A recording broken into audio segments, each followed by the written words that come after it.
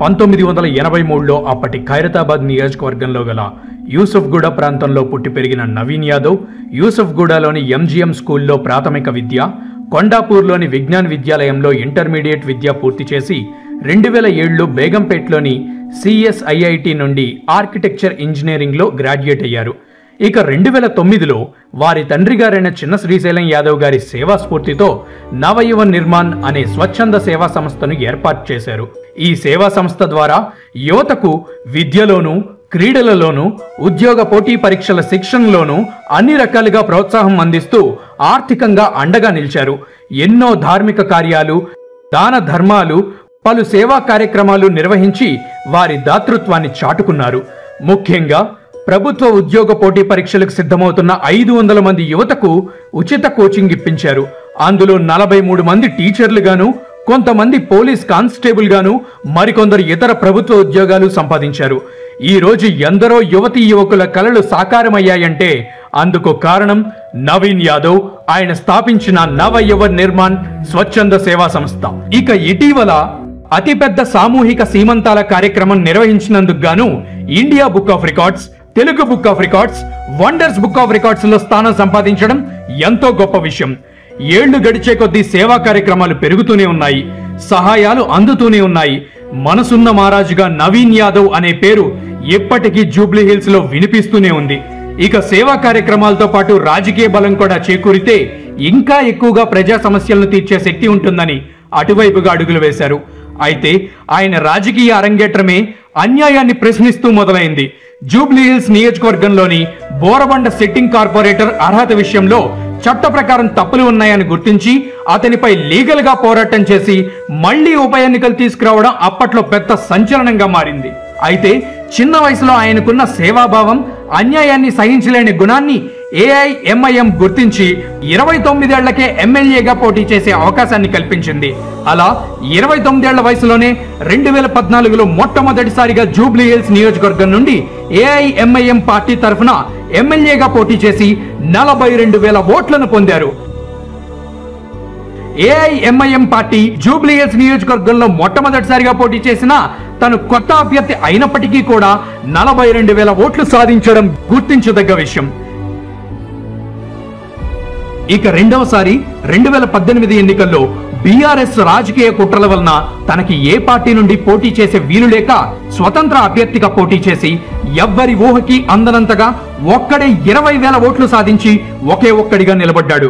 ప్రజల నమ్మకం ఆయనకు ఎంతగానో ప్రోత్సాహాన్నిచ్చింది.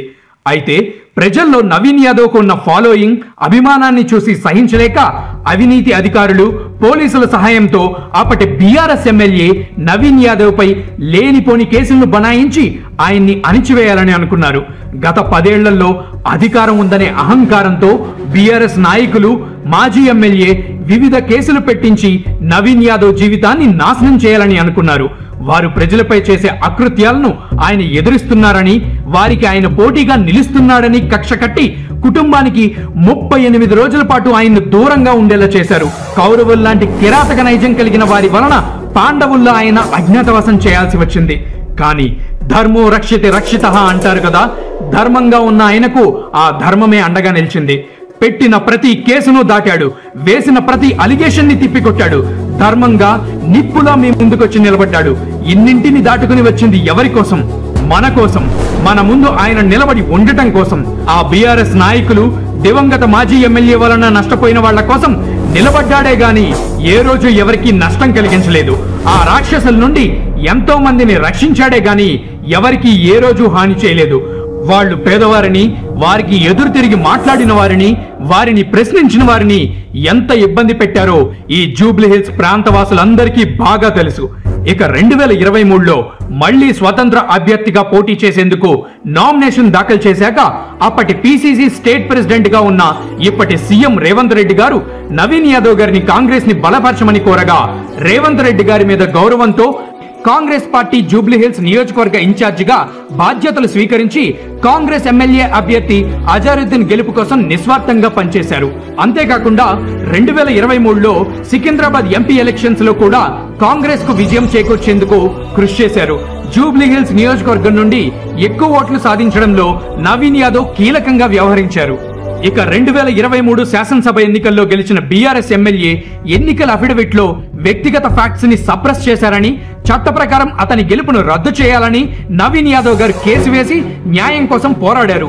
ఆ కేసుకు పాజిటివ్ రెస్పాన్స్ రావడం, సుప్రీంకోర్టు కూడా ఏప్రిల్ 23న కేసును తేల్చివేయాలని పేర్కొన్న నేపథ్యంలో దివంగత బీఆర్ఎస్ ఎమ్మెల్యే అకాల మరణంతో కాలం చేశారు. ఒకవేళ ఆయన ఉన్నప్పటికీ ఉప ఎన్నికలు ఖచ్చితంగా జరిగి ఉండడంలో అతిశయోక్తి లేదు. ప్రజాస్వామ్యాన్ని సమర్థవంతంగా నడిపే నాయకుడికి రాజ్యాంగ జ్ఞానం, దాని మీద గౌరవం ఉండి తీరాలని నిరూపించిన వ్యక్తి నవీన్ యాదవ్. ఆ విధంగా నవీన్ యాదవ్ గారు ఎప్పుడూ చట్ట నిబద్ధతతో న్యాయం వైపు నిలబడేవారు, అన్యాయాన్ని ఎదిరించేవారు. ఇక దైవ నిర్ణయంగా నేడు 2025లో జూబ్లీ హిల్స్ లో మళ్లీ ఉప ఎన్నికలు చోటు చేసుకున్న నేపథ్యంలో ఆయనకు జనాల్లో ఉన్న అభిమానం చూసి సేవ చేయాలనే ఆయన దృక్పథాన్ని గౌరవించి యువతకు ప్రాధాన్యత ఇవ్వాలనే ఉద్దేశంతో సీఎం రేవంత్ రెడ్డి గారు ఈ ఉప ఎన్నికల్లో నవీన్ యాదవ్ గారిని జూబ్లీ హిల్స్ ఎమ్మెల్యే అభ్యర్థిగా ప్రకటించారు. మత సామరస్యం ఆయన యొక్క అభిమతం. హిందూ, ముస్లిం, క్రిస్టియన్, సిక్కులు మరియు ఇతర మతాల వారు ఎవరైనా సరే ఆయన్ను అభిమానంతో పలకరిస్తారు, వాళ్లలో ఒకటిగా చూసుకుంటారు. అందుకే ఆయన అందరూ మెచ్చిన సెక్యులర్ లీడర్ అయ్యారు. చిన్న పెద్ద తేడా లేదు, తెలిసిన వారా తెలియని వారా అనే భేదం లేదు. అన్నా ఫలానా సమస్య ఉందని అంటే వారి వైపు న్యాయం ఉందని తెలిస్తే సమస్య లేదు. ఎంతటి సమస్య అయినా ధర్మస్థాపన చేసేందుకు ఎంత దూరమైనా వెళ్తాడు. భూ కబ్జాలకు, ప్రతిపక్ష పార్టీ వేధింపులకు బలైన పలువురి సమస్యలను తన సమస్యలుగా భావించి వారికి పరిష్కారం చూపే వరకు వాళ్లకు అండగా నిలబడిన సంఘటనలు ఎన్నో ఉన్నాయి. సమస్య అంటూ ఉంటే ఆయన వస్తాడు. ఆయన వచ్చాక అక్కడ ఆ సమస్యని ఉండనివ్వడని జూబ్లీ హిల్స్ లో ప్రతి ఒక్కరికి తెలుసు. ఇది నిజం, ఇదే ఆయన నైజం. ఇది ఎమ్మెల్యే అయ్యేందుకు నవీన్ యాదవ్ కు దక్కిన అవకాశం కాదు, ఆయన్ను ఎమ్మెల్యేగా గెలిపించుకొని మన జూబ్లీ హిల్స్ ను అభివృద్ధి పరచుకోవడానికి మనకు దక్కిన అవకాశం. ఆయన గెలుపు మనకి అవసరం, మన జూబ్లీ హిల్స్ ప్రగతికి ఆస్కారం. జై కాంగ్రెస్, జై రేవంత్ అన్న, జై నవీన్ అన్న.